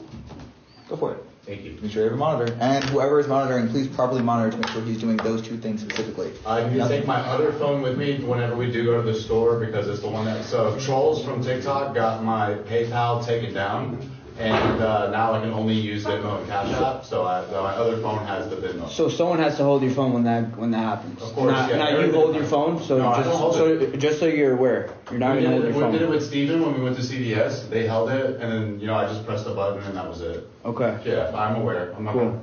No, we just want to make sure everything. But we're not going to the store today, so why is this an issue right now? Well, don't you guys go to the mall tomorrow? Or something? Okay, so tomorrow. I'll bring it up tomorrow, sorry. One last thing, excuse me, G Nizzle. One last thing. A really cool graduation gift. A really, really cool graduation gift. The only thing I really want, like the only reason why I'm actually doing abstinence is because I know I'm going to have a wife and kids one day. And I don't think my wife and kids deserve a drunk, intoxicated moron for a father and a husband. So, like, that's what I'm here doing. I'm doing an investment on my future. I mean, I could care less, really, if I'm sober. I don't enjoy it. But I know other people need me to be sober, so think about my graduation gift, all right? And I can start working on it at 6 months. I just hope it's somebody healthy. And I know you're going to be gorgeous. Thanks. Yeah, personally, I couldn't be at this rehab. I couldn't be at any rehabilitation place because I can't stand anybody telling me anything to do. And while I understand rules and regulations and everything kind of being put in place to keep the proper flow and order of the whole rehab and everything, it really does seem like it's a little bit of a dictatorship and a little bit of a controlling situation when everybody's just like, hey, can I send a text? Hey, can I do this? Hey, can I do that? Just on the phones. And like the main reason for this rehabilitation center is to stay away from drugs, is to stay away from substances, addictive substances. And I guess if social media can be considered an addictive substance, then yeah, I can understand taking away everybody's phones to keep everybody away from that addictive substance. But you're taking away Nick's phone to keep him from his page of addictive substances. But in turn, you give him your page, Graceland page, and in all reality, it can be considered addictive substance itself because now Nick has all this incentive to promote Graceland because now he's at Graceland, he's gonna stay at Graceland, everybody loves him and everybody's gonna continue to help him at Graceland. It kind of hinders the idea that you're rehabilitating everybody's social media addiction when you're literally just giving them your own personal social media addiction. Now, do I know concrete evidence of anything? No. Do I know the actual reason why they took everybody's phone? No. Do I understand maybe everybody does have a social media addiction and that the reason they actually have to take the phones? No, we don't really understand the situation for anything that's going on, but one thing for sure we can understand is that taking everybody's phones away is not really doing the good deeds that you think it is because everybody was focused on their phones. Everybody was focused on social media. That was keeping their attention. That was preoccupying their time. And now that they don't have anything to preoccupy their time, what do you think they're gonna do? You think they're just gonna sit around haphazardly talking around crap? No. They're gonna do things behind your back, and now that you're basically causing problems to cause problems that eventually are gonna cause problems. Killing it, working 80 hours a week, gym 5 days a week, meeting every single day, no creative, no tests, no nothing. Before that, graduated the program, hardest program I've ever been in, straight work camp. Bro, I'm built for this. This is okay, this is we're fine. off So subject now. I would never, ever try to sabotage another person. Okay, and if that's the truth, like I said, we will get to that. Like, you don't need to sit here and give a spiel about how honest you are. Because if you have to explain how honest you are, then there's probably some dishonesty there. I did 650 words for about 300 word essay. Okay. I completely respect what she got going on. Okay, dog. Then like we'll figure out who did it. Cool. There were a couple hands. It was like a group, and I overheard. I can't even make out whose voice, but I heard the word "bag it at TikToker" coming in here to get famous. So whoever said it, whatever, bro. But when I walk in the room, it gets quiet. So I mean, there's multiple people talking, whatever, bro. Like I walk outside, I go do some pull-ups, or I go do some crunches, or whatever. Whenever I feel weird vibes. You guys see me outside doing my leg raises and stuff every morning, so.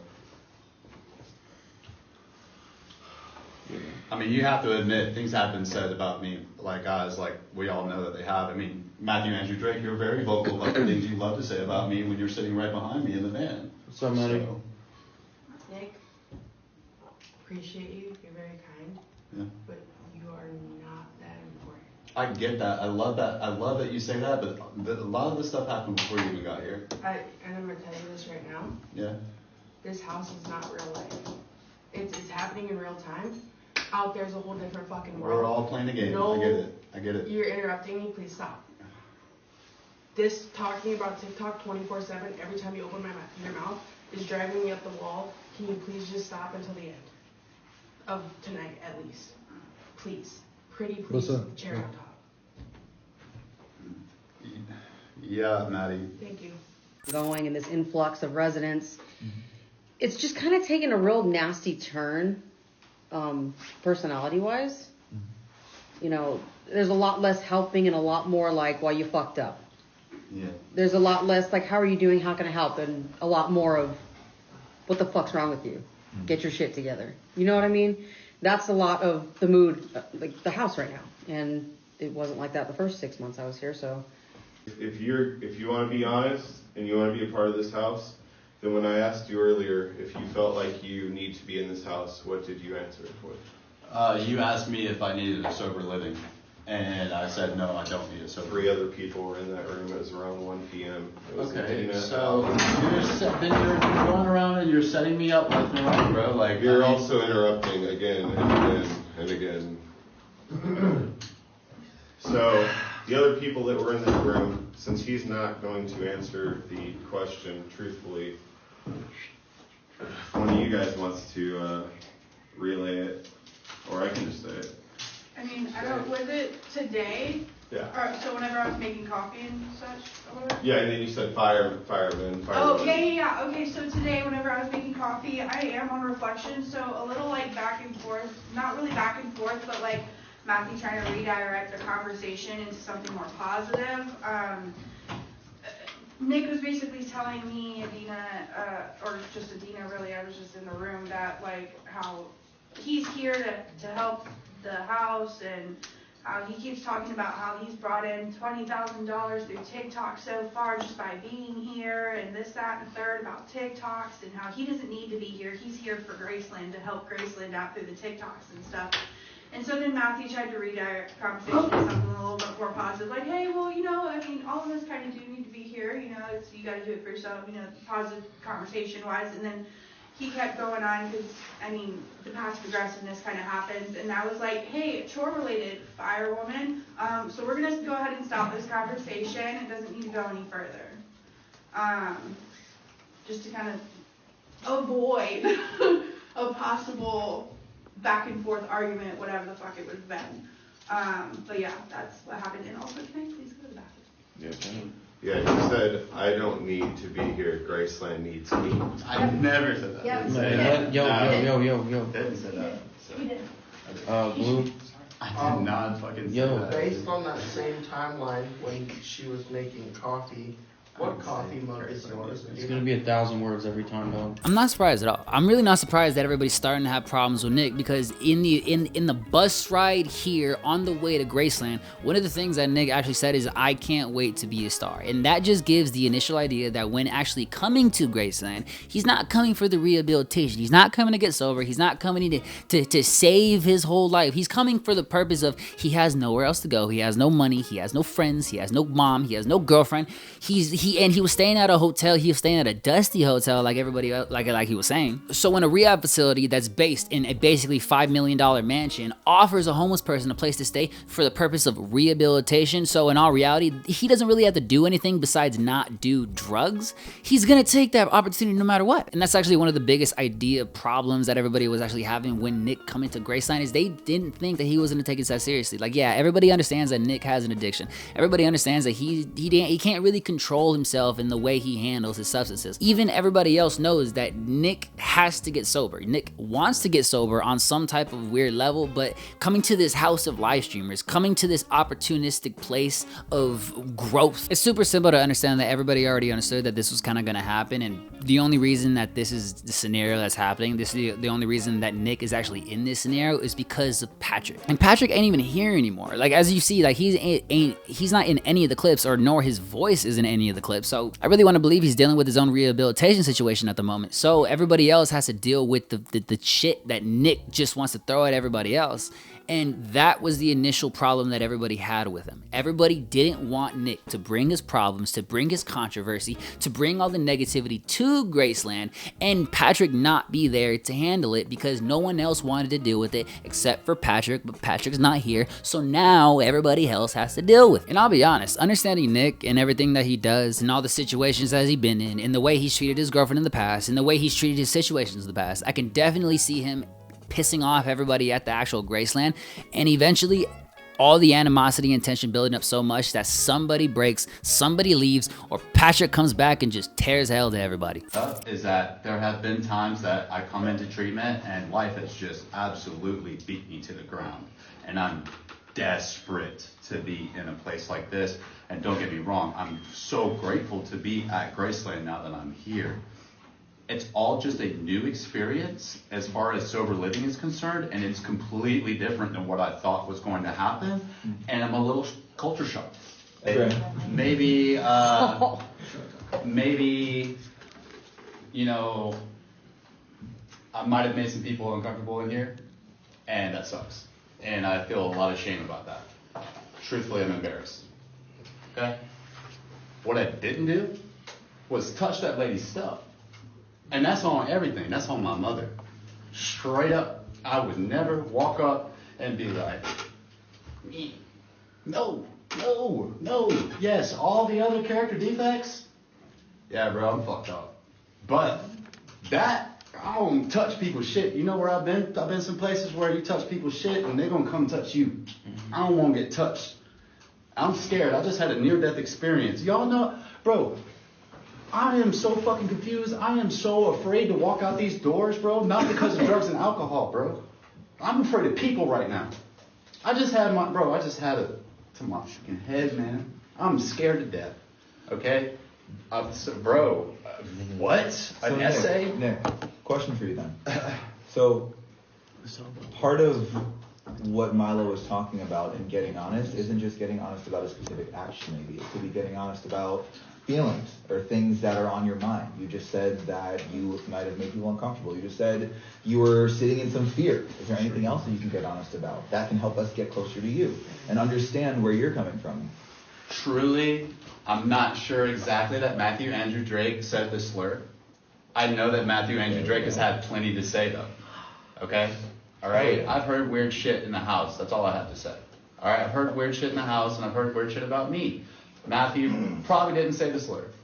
Fuck yeah. All right. So, but other than that, I didn't touch her essay, man. The whole it's never going to be okay, guys, because I didn't do it, guys. When actually thinking about the rehab house, dealing with the controversies in a group manner like that is probably the best way to actually deal with the situations. No one's able to lie, no one's able to like say somebody did this because the person's standing right there, no one's able to actually, you know, talk crap against everybody, everything's just out in the open. I could definitely see this being a little beneficial for everybody because everybody feels open and it feels like an okay space to be, you know, honest about everything, but I can definitely see how this could be like a gang up situation if the person isn't liked and this situation turns from an open situation to everybody berating somebody. To me, it's weird how everybody's really trying to pin everything on Nick. Like, I don't really like Nick that much. I'm not saying that he's the greatest person. I'm not saying he's the baddest person. But one of the things I don't really understand is that every controversy that seemingly comes from the house is sort of about Nick. Like, one of the things that they were arguing about is that, like, one of the things in this house is when you have some type of consequence or some type of controversy you have to get over, you have to write these essays, which is basically talking about the situation, talking about how you feel, and trying to explain what happened and how you can basically resolve the situation. And whenever you get into these controversies, you have to write it. So anybody in the house that gets into the controversies, they have to write these 200 to 300 to 500 word essays and then give them back to the actual persons or lay them on the table. And one of the controversies that they were just discussing was that Nick moved or grabbed this paper and moved it to a different spot. In all reality, that's so minute and small that I can definitely see how that's over an exaggeration of the actual issue. And they're really trying to just penalize Nick for anything they can actually think of. That is a little bit of a weird situation to get mad at. But if the rules of the house, I guess, have to be so strict to the point of you literally have to be monitored 24/7. You can't have your phone at all at any periods of times. Everybody has to be watching you, and then everybody has to snitch on you when you do something bad. On some level, I can understand about how writing a controversial essay about what you did, how you could fix the situation and what you could do better about the situation. I can see how writing an essay like that could improve your behavior and how you handle situations in the future in controversies. And they honestly seem to love this way. They honestly seem to be so dedicated to everybody writing essays that they will literally give everybody a goddamn essay for something. I don't know. Nick, peeing in main floor bathroom with door open. 300 words. Boys bathroom, pink scrubby, pure casty soap. Every man's jack. 300 words, unless somebody could, whose stuff is in the shower. Next. Okay. Alright, so that goes to next. Milo, broke a program, no morning meeting, 1K. Dub C. Aaron and Graham, no delegations, 300 words. Next. Stuff left in reflection table. That's not nothing, because he's on reflection. Yeah, but we can't have stuff on the table. We checked. We talked about it for 7 hours. We spent 8 hours making that rule. Yeah. Oh yeah, you guys didn't fill me in with that though. You were here. No, I wasn't. Not until the end. Came at the end. And then I had to go to the hospital. There is a rule that there is no more leaving stuff on the reflections table. Okay, so next 300 words. Keaton, messy bed, 300 words. Keaton, messy laundry, 300 words. G-Man, jacket left down, 100 words. Nick, 2 dishes left in sink, 1K, broke a program. Nick, PV before chore, went to gym, 300 words. Allie, chef assistant, condiments not refilled, 300 words. Nick, food left in microwave, 100 word. Graham, vape left out, 100 word. Milo, missing group last night. What are we gonna do for that? 500. I thought I put 1K next to it. That was just. Okay. Did anybody try to wake him up last night? Amanda. What's that say? Imp attitude. Improper attitude. Oh. 300 words. Glue, phone at dinner, 100 words. Graham, breaker reflections with Allie, 1K. Graham, speaking out of turn at dinner, 300 words. God. Well, it was nice they were doing a little prayer at the end, but you got me oh so messed up if you think I'm doing a 500-page essay for not refilling the goddamn condiments. Like, okay, yeah, I can understand how this process and this whole system could actually work for a rehab facility because I mean, the rehab facility is like, it's like a common center, and like there's no actual janitor, there's no one actually to refill the toilet paper, to restock the shelves. So everybody that's actually participating in the rehab, they have to do it themselves. It's like that's why they call it a sober living, because you're literally living at the rehab facility and you have to take care of it as if it was your own home. But if I was an addicted person and I was going through my own rehabilitation process, if I literally had to write an essay every time I literally dropped a pen or I just left a piece of trash out, I would go crazy. I wouldn't stay at the rehab. It would literally deter me from trying to rehabilitate myself if I have to do something like that constantly. Because why, yes, I can understand that writing a paper about what you can do better, about how you can do the situation a little better, how you could feel better, how you can handle the situation better in the future, I can understand that. But if I have to write a goddamn 1,000-page essay about how I didn't refill the condiments on the timely manner that you really wanted me to fill them, no. It's just gonna make me take the actual program a little less seriously, and it's gonna make me take you, a person that's trying to enforce rules, trying to enforce serious regulations on this rehab facility, it's gonna make me take you a little less seriously. But, I mean, I really wanna say that's it. We are finally all caught up in the whole Nick saga, and personally, going all the way back to the couple of first videos, back when he saw Mariah, I am so happy that Mariah finally found a job all on her own. She got her own living situation, and that, not that she's finally away from Nick, because you got to understand they did have some type of good relationship, even though they domestically abused each other. Oh God. I can still understand they may have some real actual affection for each other, but now that they're actually separated, it really does seem like they're finally working on themselves. Being together was seemingly the initial issue because they fed off of negativity. One argued with the other, then one argued with the other, then one went to do something, and then when she came back, the other would get mad. It was just a cycle of despair and negativity, and it wasn't ever gonna end until somebody had to force it to end. And Mariah finally got a job, and she wanted it to end, and she finally got it to end. As with Jeff, the dude that Nick was actually gonna go to Maine with, the police officer, he was gonna stay at the house he was gonna stay. I don't really understand what the purpose of was you doing that. I don't know if you were going to offer him a place to rehabilitate like he was going to do at Graceland. You know, just looking at the video, maybe you had a little bit of different intentions. I'm not judging, hey, you can do whatever you want, dog. Hey, he is a very, as fucking demented he is, he's a good looking dude, good looking guy. But I don't really think you should, invite influencers off of TikTok for, secret purposes. Jumping all the way to the present regarding Patrick, personally, I really hope he finally gets back into his sober ways. Yeah, I didn't really show a lot of Patrick because this video wasn't really about Patrick and the whole Graceland situation.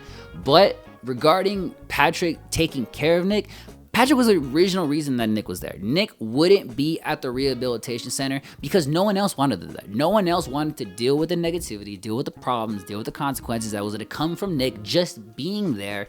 And Patrick Ridge was the one that would initially take the brunt. Like, he wanted to take the challenge.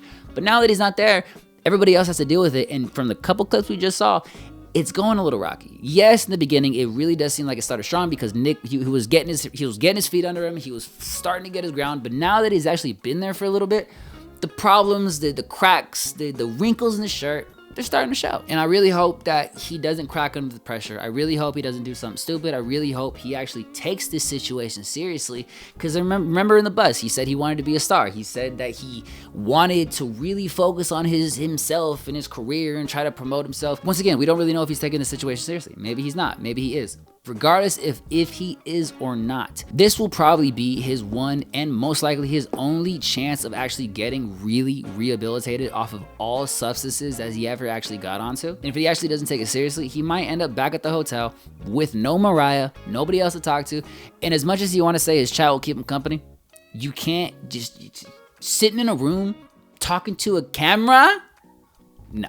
No. You get depressed very, very quickly. And with somebody like Nick having a literal 50% audience, 50% loving him, 50% hating him, sometimes 75% hating him, 25% loving him, you can definitely see how that type of living situation, how being alone like that, it's going to turn him right back to the situation that he's just started. It's going to turn him right back to drugs. So if he actually doesn't take this situation that seriously, I don't really have a lot of hope for him because this is probably the best one he's ever going to get. All right, well, this is a fucking 3-hour long video. I gotta edit the hell out of this. I might have messed up a couple times because I think I muted it on accident a couple times. So This is gonna be so bad to put together.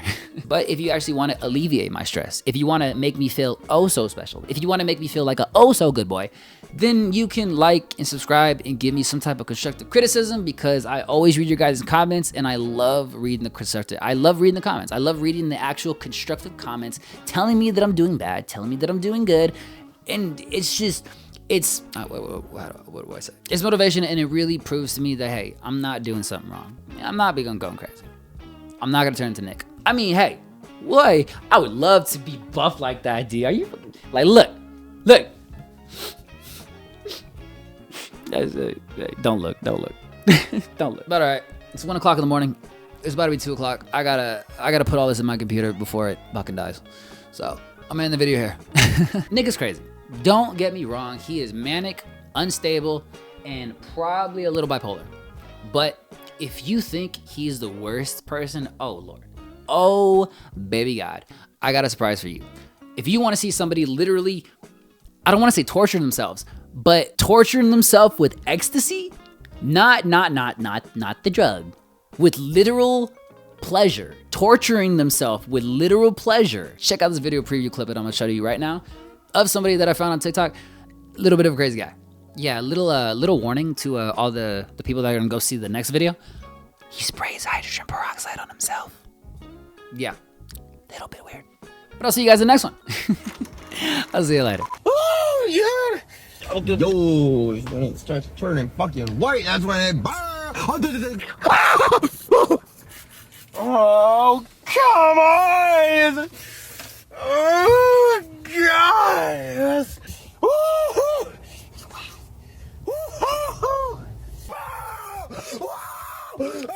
Oh my God, I can't even talk. Oh my God, I can't talk. Oh, the hydro. I sprayed hydrogen peroxide and it's killing me. Oh God. Oh,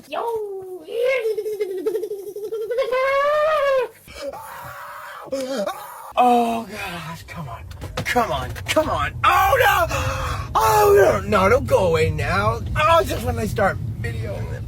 To know that you're aiming it right where, and it's going right the fuck in underneath the fucking cut in your skin. It's going the surface. Come on, you're already, that's it. That's all you got, bitch. Come on. Give it to me. Oh, it feels fucking good.